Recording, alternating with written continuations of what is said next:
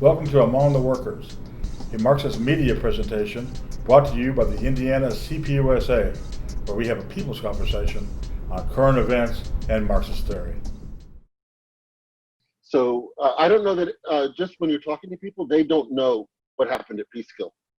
So you might want to just give an introduction as to what actually happened. Okay, then I'll start where I started before I got to the anecdotes with myself today, which was at 5 in the morning on September 4th, 1949. I was a week shy of 6 years old, and my brother shy of 3 years old.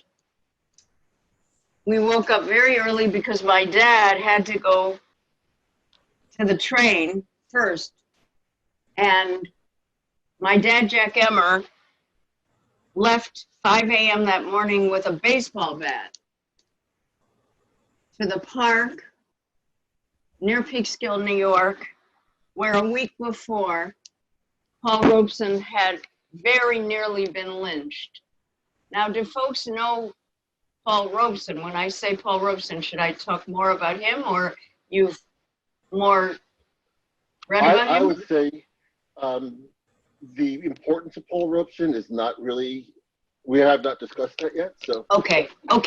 So Robeson was described as the tallest tree in the forest.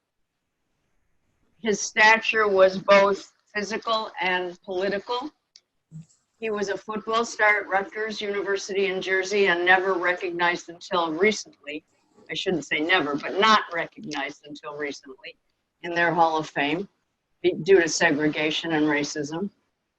He became a world-renowned artist, singer, actor, and a linguist, scholar, and mentor, really, to the world.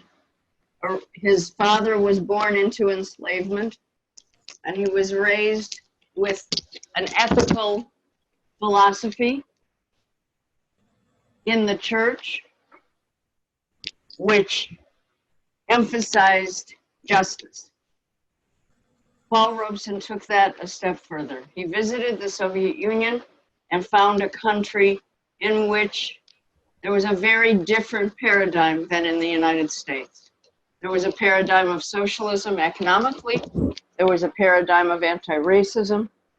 There was a paradigm of cultural recognition and linguistic recognition, of free childcare, of education and health, as there is in Cuba today, as a priority, of from each according to his or her need, and to each according to his, or I'm sorry, from each according to his or her ability, and to each according to his or her need. That inspired him for the rest of his life, and the United States government did many, many things to deter, but never did Paul Robeson.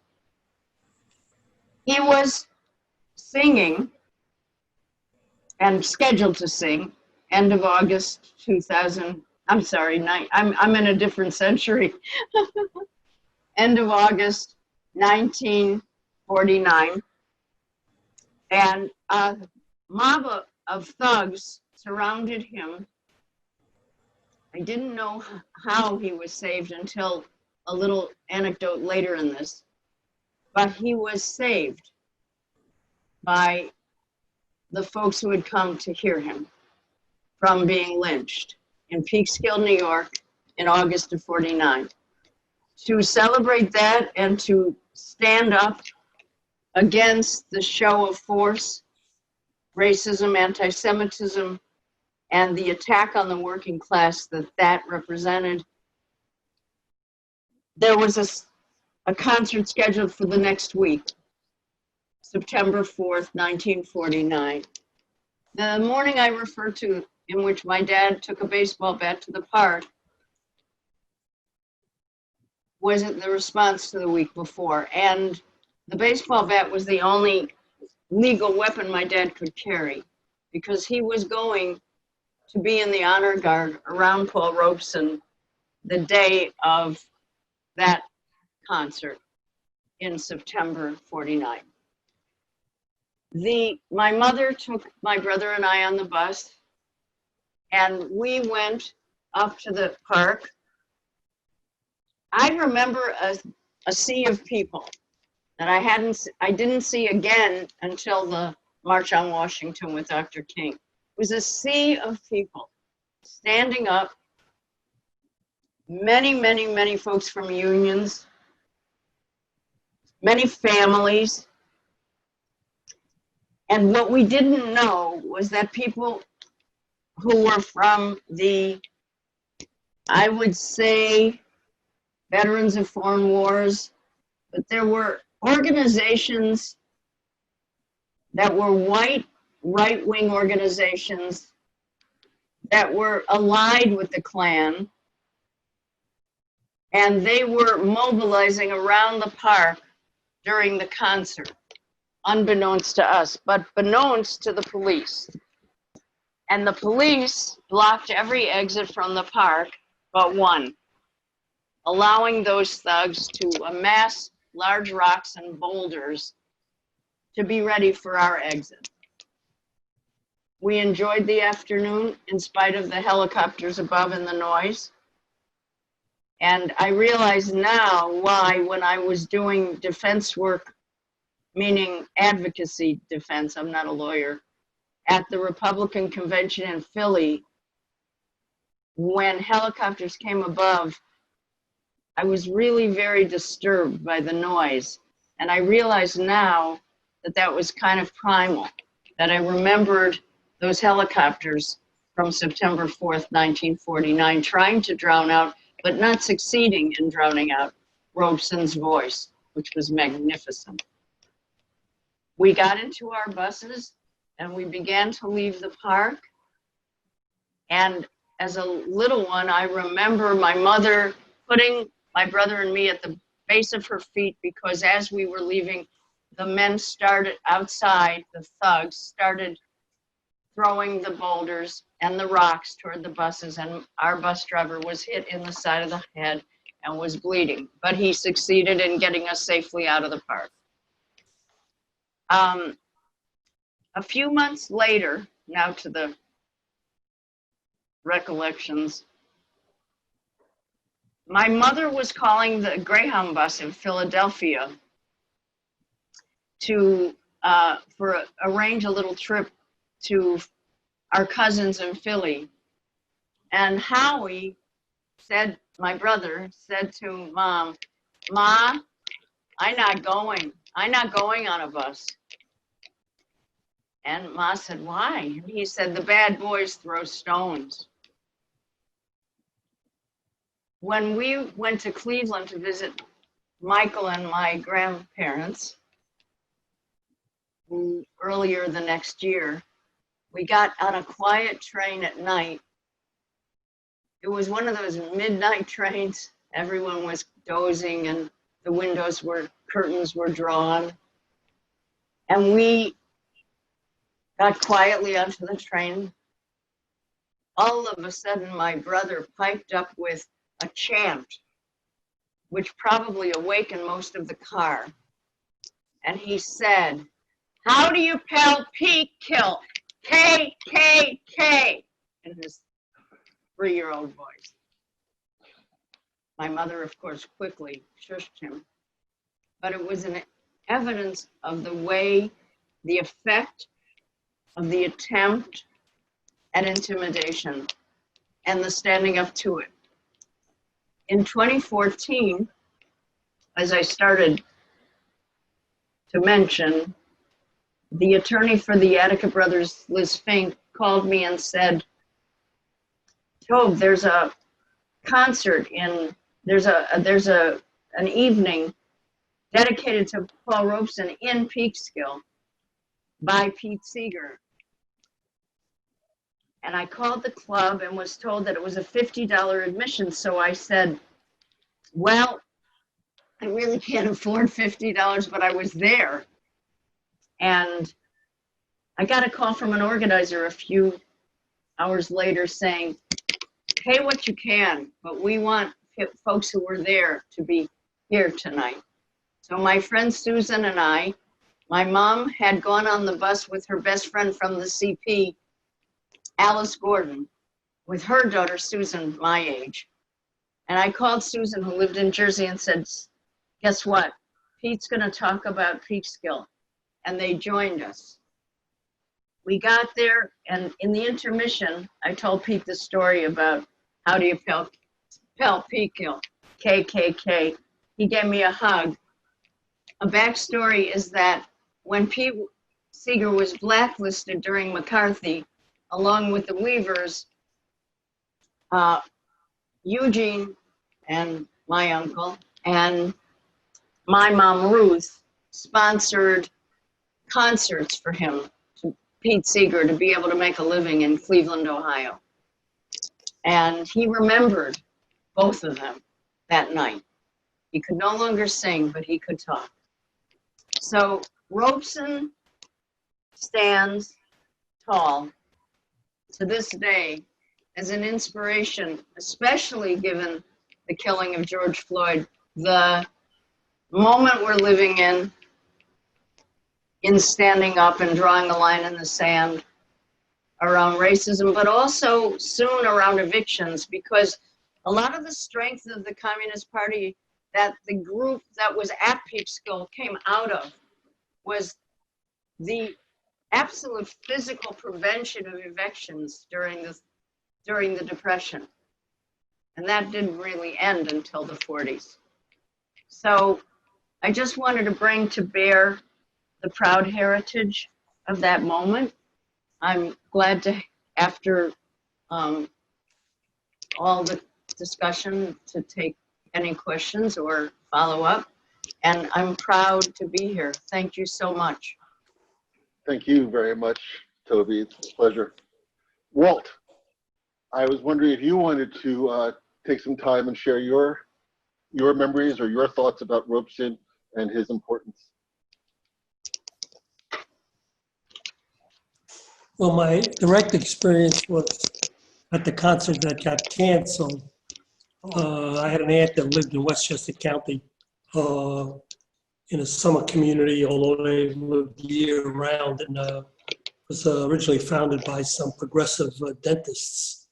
And I think, I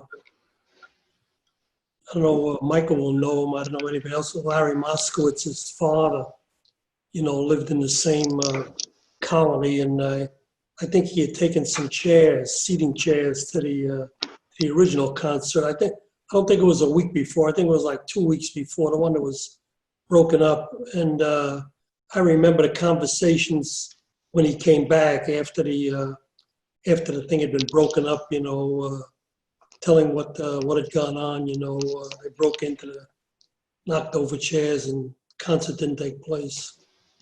So that's my only experience, is the week or 2 weeks before the concert that was broken up, and then what's now known as a Peekskill concert was a reaction to the breaking up of that first concert, and that therefore the turnout, I think, by the progressive community in and around New York City, you know, the metropolitan area.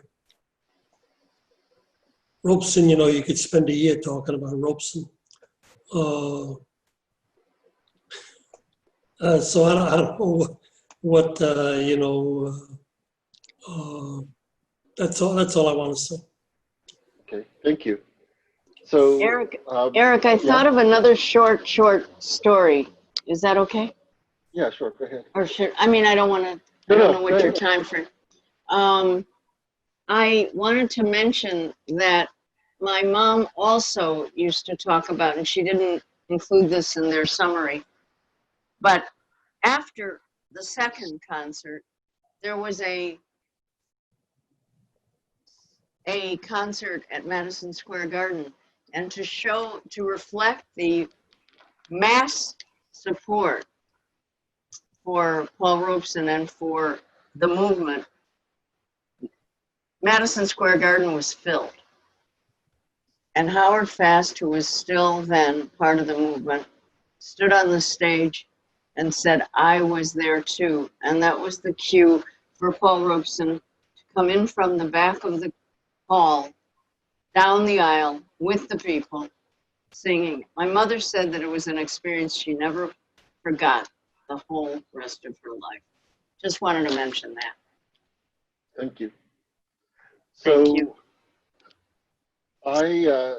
my mother was at the second concert, not the first concert. And she talked about both concerts all the time when I was growing up. And my house was full of records of Paul Robeson singing. I think that the stature of Paul Robeson is not really understood today. He was an African-American lawyer and athlete and artist and organizer. And he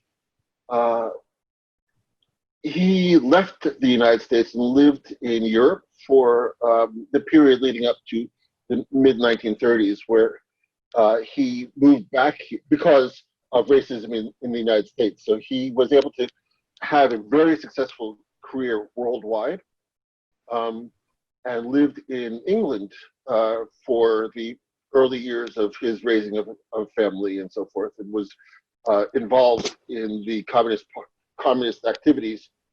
I'm not going to say whether or not he was a member of the Communist Party, but he was involved in communist activities in England, and was a very eloquent spokesperson on behalf of the working class and the struggles leading up to the anti-fascist struggles leading up to World War II.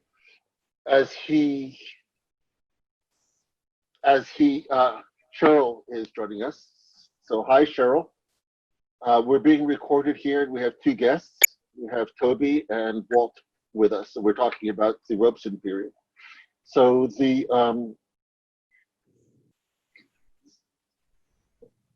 World War II situation, the period leading up to World War II concerned him as he had to protect his family. So that's why he came back to the United States, where he was deprived of his passport, so he could not travel anymore, and was dragged up in front of the House Un-American, the HUAC committee, and testified more than once. And I really recommend listening to his testimony, because it is a model of how you do it with humor and with straight up just not recognizing the validity of the members of that body to judge him in any way. And it's very, very, very moving. And when I listen to his music, I can hear the revolutionary tenor in it all the time. So, so I want to go ahead and open the floor to general discussion. If you could raise your hands, I'm going to limit everybody to 3 minutes, and if you could just raise your hands, I'll recognize you. Mike wants to talk, Eric. Say what? Oh, Mike. Mike Yeah, wants- please. Yep. I was not at the concert. We didn't move to New York till 1951. But like Walter and Toby, these were the bedtime stories of my childhood. When I had just two things that are of interest. While Robeson was living in England, he made a movie with a Welsh choir about Welsh coal miners. You may not know that the Welsh are famous for their singing, and Robeson was especially welcome among them. I've seen that movie. I mean, it's a movie from the 30s, so the technical stuff isn't great, but the singing is magnificent. And one more thing about the second concert. These picnic crowds, which I have seen, I've been there. They're very big. there were thousands of trade union members in a line circling that picnic ground to provide security. And I have to say it was organized by the party through party-led unions. But it shows the reach of the left movement at that time in cultural and political and labor terms. So I think it's a very important thing. And if you haven't read the book Peekskill USA, which is a small pamphlet, I strongly recommend it.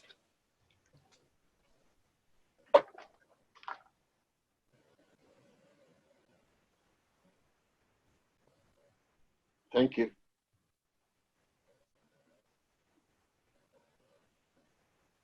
Is that out by International, Mike? Well, I assume so. It might be by New Outlook, but I'm not sure. It was probably International. I'll look it up. I've got it on my shelf. I'll let you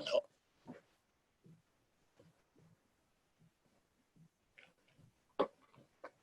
Mike W., did you want to speak as well? You're muted. There we go. Yeah, I just wanted to ask everybody involved, your guest, or maybe you too, Eric. I was struck when I read his testimony or interrogation that you sent us in front of the Congressional Committee, how much he really emphasized freedom for African Americans here in this country and all in the national liberation going on in Africa at the time and throughout the third world. And this is obviously during the 1950s when I was reading. And I was wondering, in the red households at the time, in the progressive families at the time, was that conversation going on at the time? Because we're so used to thinking about anti-colonial struggles, starting with the anti-Vietnam struggle in the 60s.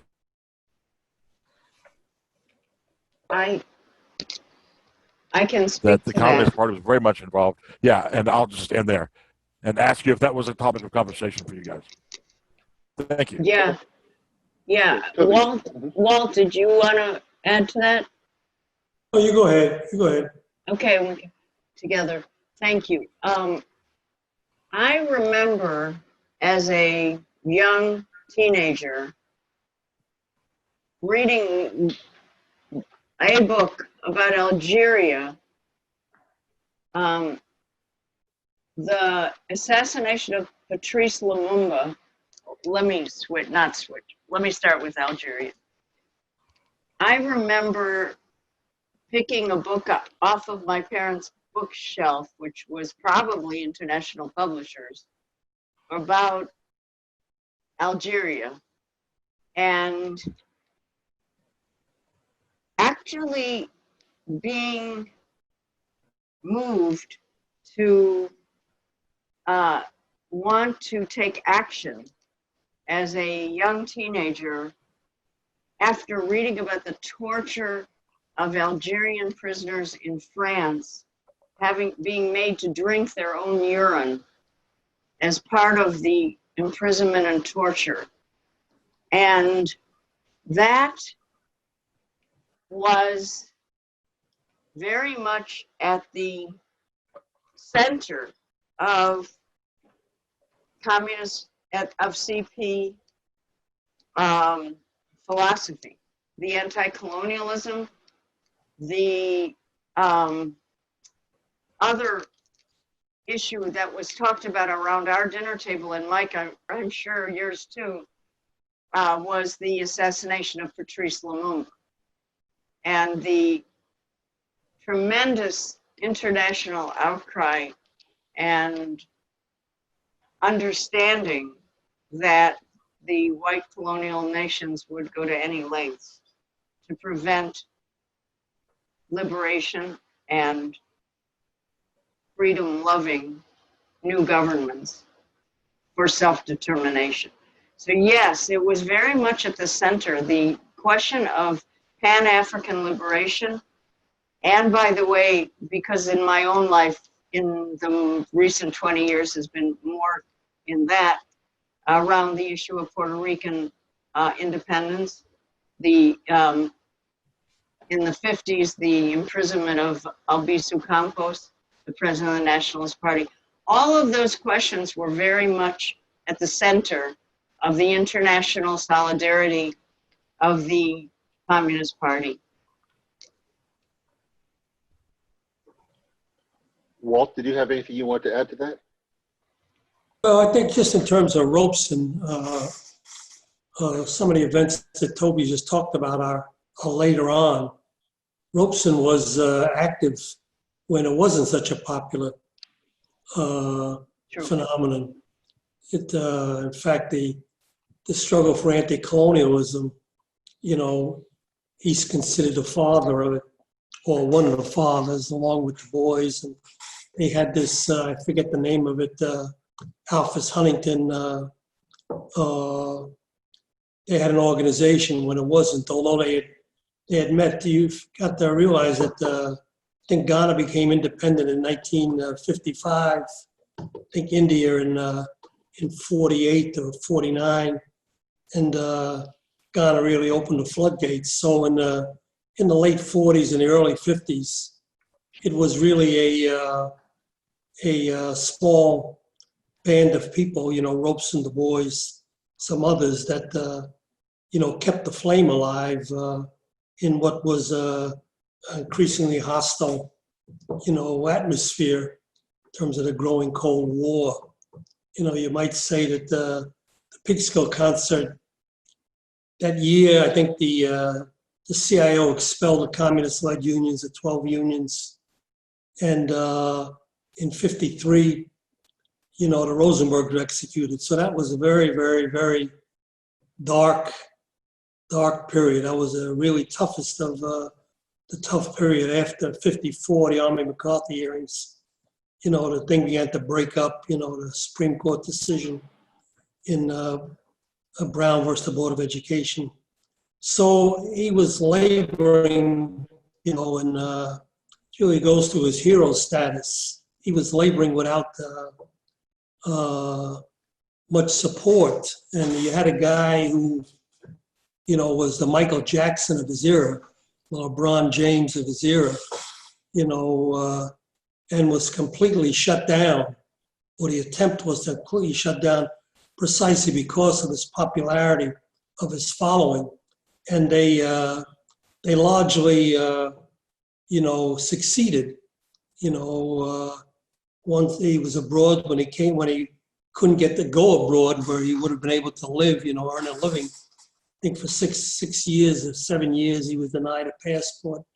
He couldn't, you know, he couldn't perform here in the States, except in small churches, you know, African-American churches and whatever. Yet he kept struggling. If you read his biography, you know, you see that the magazine Freedom Ways, the newspaper Freedom Ways was a generator of people like Lorraine Hansberry worked for it, you know, some others worked for it. So he was able to struggle and carry on in ways that left a legacy in both people and activities. But, you know, that kind of is being a member of the Communist Party, you know, which I don't think you can find any of his positions. If you listen to the testimony, you know, if you look at his record, you can't put a piece of tissue paper between his positions and the positions of the Communist Party, which is one reason why they went after him so vociferously. He could have, you know, renounced it. He could have, you know, taken a different course and mitigated some of the repression that was directed at him solely and his family and whatnot. So he's a real heroic figure in that sense when you examine his history and given the history of the period, you know, and it remained for the left, for the party primarily, but the left that the party could influence, you know, to struggle to overcome him. And unfortunately, when he came back after he got his passport, he went abroad for 5 or 6 years. When he came back, he was ill and just went into seclusion at the time when civil rights movement was really was beginning to percolate and to win some gains. So he remained a historical figure largely unknown to many in the civil rights movement at the time. That's it. So I just wanted to, Mike, did you have something you want to add? I think you have to put Toby's question in the context of the fact that as far as the United States government was concerned, the national liberation struggles in Africa, Asia, anywhere, were all a pro-Soviet, pro-communist conspiracy. So there was no coverage in the media except negative coverage. But we did have the Daily Worker, and there was the Guardian, and some other small publications. So at least in my family, I mean, we knew about it. I remember some kind of celebration when Ghana achieved its independence. And as Toby said, the assassination of Lumumba was, by that time, frankly, I think in the broader left, considered a tragic result of American imperialism. But other than that, Walter's absolutely correct. There was a total blackout of any news about Robeson or about anything progressive. To just add to this, in my household, where I was growing up as a proud red diaper baby, not only were all my diapers red, no, but in reality, internationalism was a central theme in the household. And in fact, my mom had a constant array of people from other countries tromping through our house because we had extra bedrooms, so they would come and stay. And they'd be people from South Africa or people from involved in progressive struggles in their countries and here for different things. So I've always felt very personally, very happy to be part of something bigger than just this country, and that continues till this day. As whenever I think of our movement, I think of it as an international movement of workers for socialism. And so bodies like, different bodies where communist parties come together to talk are important to me because it does feel like an international movement. It has to be an international movement, an international struggle. So we have 5 minutes left in this, but we haven't. I was wondering if some of the other folks, like Emily or Jason or Cheryl or any of the other folks who are on the line, had any questions or anything they wanted to add. Can I just ask a very short question? I really don't have much to say as I'm quite young and not familiar with that part of U.S. history. And I just want to thank Toby and Walter for coming out and share this passionate and actually quite moving part of history of the United States with us. And what strikes me is that the political atmosphere of the progressive political atmosphere at that time, albeit under a huge suppression, was it was pretty fervent. And I was just wondering how long or what kind of an environment does it take to take us from then to now, where this kind of fervor is really hard to find. Emily, I'm not sure why you think it's gone. We've had demonstrations every night for 50 days against police brutality in the country. Well, yeah. This year movement. I don't think we ever saw anything that political. Oh. And When you're finished. Okay, and the questions that people are asking now are much more fundamental about the system than we were asking during the anti-Vietnam War period with the peace movement. So, I mean, it's not the same. And one of the big differences certainly is that the party doesn't exist as a mass organization in the way that we did in the 40s and early 50s. And without that kind of leadership, it sometimes seems scattershot. Mm-hmm. But I would argue that this is one of the more significant periods of struggle in the history of the 20th century. Yeah, I really see things in the same light as Mike just laid out, and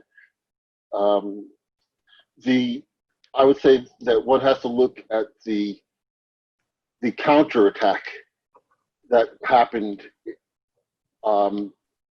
in the 50s and 60s, and then the rise of neo-liberalism in the United States, starting in the late 60s, 70s, and onward, as to why the expulsion of which Walt mentioned, the expulsion of the communist-led unions from the CIOs. Those actions, I think, had a huge, lasting, and detrimental impact on the movements at the time. Toby? Quickly, Emily, thank you for your thanks, and everyone for being together in this moment. And I agree with Mike that this is a particularly significant moment to look at solidarity, acts of solidarity, and acts of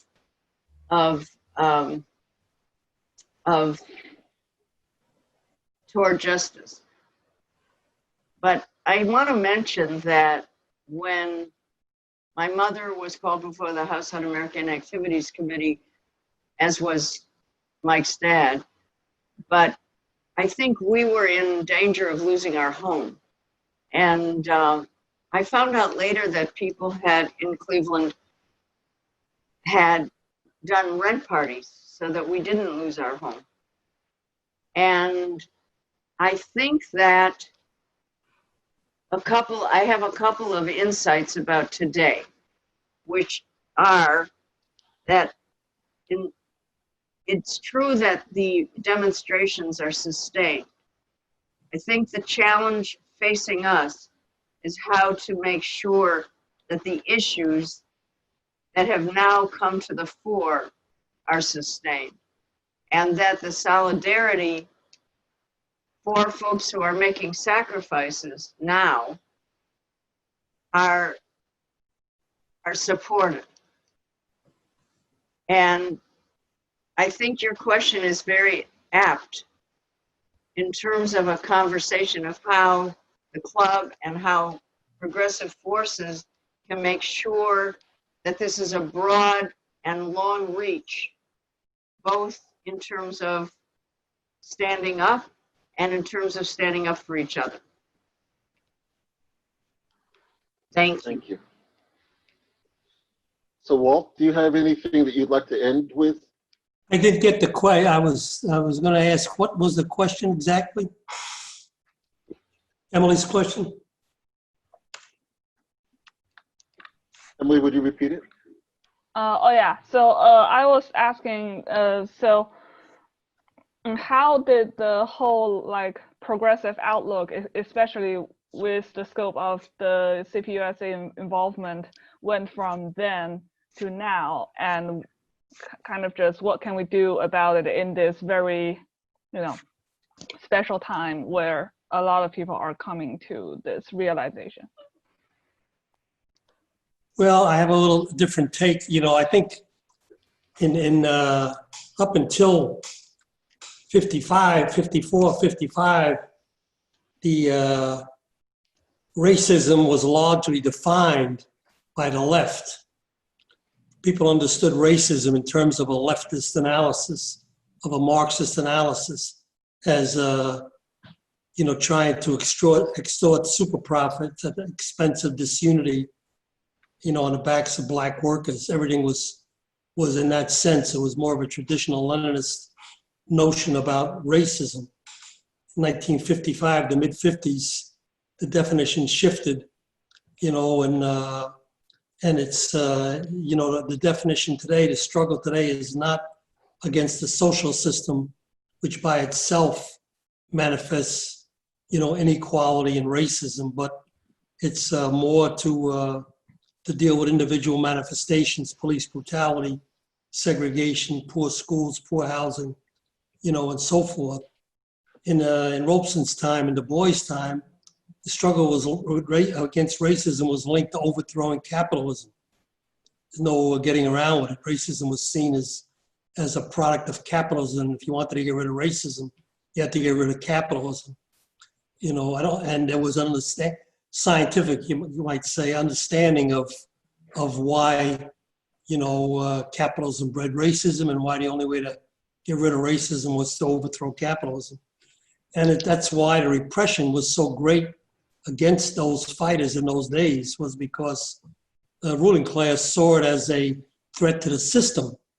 There was no accommodating their views. If they won, you weren't going to have capitalism, and therefore they had to be defeated from the point of view of the ruling class.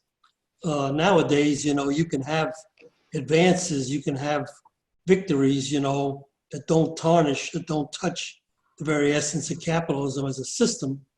And that's the big difference in my mind, and that's what the liberals, Roy Wilkins, Ralph Bunche, who were pitted, Jackie Robinson, who were kind of posed against Robeson and Du Bois and William Patterson and so forth.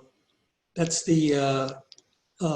what they succeeded in doing. That it became, well, we could solve the school segregation problem, per se. It's not happening, but that was Brown versus the Board of Education was a great victory, and so many years later, we're still struggling for that victory, that sort of thing. So I think when you look at it in that way, that's what's lacking, I think, in the movement today is a fundamental understanding. That's what the left always provided, in the absence of a left means that kind of an analysis is not out there, not being considered or by some in the movement today. And you have all kinds of I don't know, I don't want to characterize, but you have all kind of understandings, which come up short, in terms of what really needs to be done. That's all. So this is a fabulous segue into the rest of the meeting today. But we have to close off this agenda point. So I want to thank Toby and, Jason, go ahead. Oh, no, I was just saying thank you, that's all. Thank you, comrades, I appreciate it. Thank you. So thank you both very, very much for your participation in today's discussion. And I'm going to ask you to sign off, and we're going to go ahead to the Absolutely. regular part of the club meeting, if you don't mind. Well, again, thanks so much. Bye-bye. Thank you for watching Among the Workers, a media presentation brought to you by the Indiana CPUSA. If you like what you saw, please check out our other videos on YouTube, or you can find us at the Indiana District CPUSA on Facebook, or you can look us up at indianacpusa.org, or at the national level, please check out cpusa.org. Thank you.